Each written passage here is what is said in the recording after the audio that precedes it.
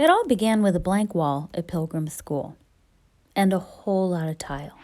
A whole lot of beautiful tile that was supposed to be dumped in a landfill. But instead of dumping them in a landfill, I saved them and I thought, let's make some art at Pilgrim School with these. Let's make a totem pole. So I met with the students throughout the year and we looked at various totem poles. We looked at modern contemporary totem poles. We looked at nature for inspiration. How were these different shapes stacked? How were they balanced? We looked at drawings of totem poles. We focused on line and color and shape. And then we all met and made our own totem pole collages. Throughout the 2019 and 2020 year, I met with most of the elementary students and the middle school students, and each student created their own interpretation of what a totem pole would look like to them. I was really inspired by their use of color and line and simple design approaches. And throughout the year, I thought, what about the face? What would the face of this totem pole look like? So I met with the students again, and we explored different faces. Native American faces of totem poles, traditional craft faces, and each student was given a ball of terracotta clay and some tools and told to design what their totem pole face would look like. There were a lot of different ideas. Some really were fun and made me laugh out loud. So beautiful, these faces.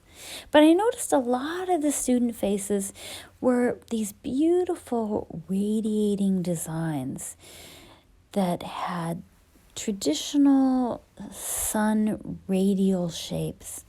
And so ultimately we did decide on going with this type of face. There were so many designs to be inspired from. So finally we got together and we decided we need one face for the main tiled totem pole. So the younger students started to make one terracotta face using different impressions and tools. Although this face was beautiful, it did break after it got fired, but we made another one. So with all these totem pole ideas, I went back to the studio and I was so inspired by the colors and shapes that I started piecing together the mosaic in my studio, thinking about the totem poles that the kids had made, how they had pieced the colors together, the textures that they had used. And finally, I came together and this totem pole started to emerge. I made a template of the totem pole and sent it off to a water jet and laser company in Orange County, where they made a backer board that I could work with, that I could lay the tiles on, made out of something called hardy board. It's really strong and you can put tiles on it and it won't fall apart.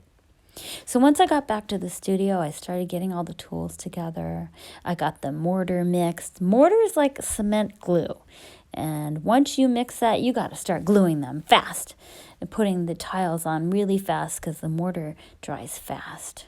And soon it was coming together and I was able to put it in the car and drive it back to Pilgrim.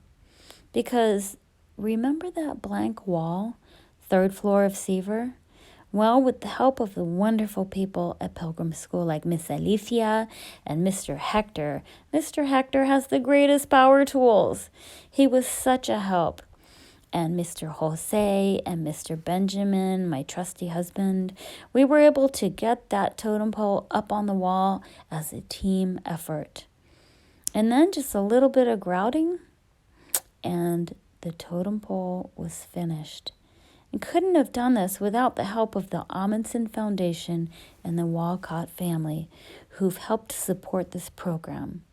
Well, I hope you enjoy it, and I can't wait to see you on campus again when you can see it in person.